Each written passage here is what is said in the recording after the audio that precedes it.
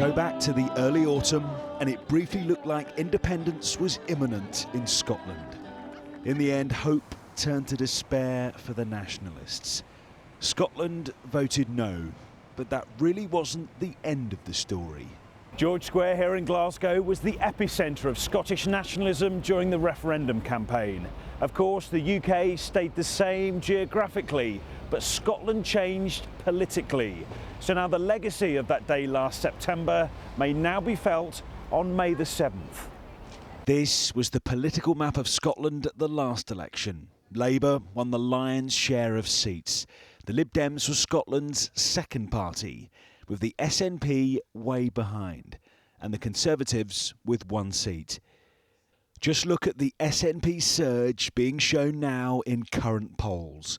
It's widely predicted it'll look historically different in a few weeks' time, with Labour and the Lib Dems eroded to just a handful of seats, and the Conservatives remaining on one.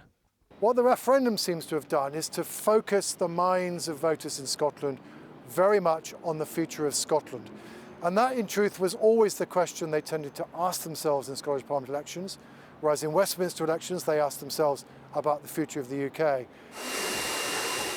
Scottish politics is being drastically restyled. So at this Glasgow hair salon, some of the customers explained to me why they've now switched to the SNP. I know the general election has nothing to do with the referendum, but people see hope. They want a hope, they want a change. They don't just want the same old. The voting population up here has become very wise, very committed and very active. And Labour's just been found out. They've been found out. So now you'll happily vote SNP? Yeah, I believe that we'll get the right amount of candidates. We'll be able to go down to Westminster and put an end to Tory policies and Labour policies that we don't agree with. But back at George Square, a Lib Dem voter tells me the rise of the SNP is just a passing fad. The SNP held a referendum. They lost by a reasonable majority.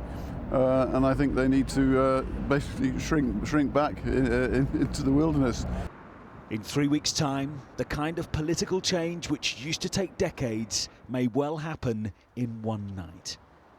Julian Druker, 5 News, Glasgow.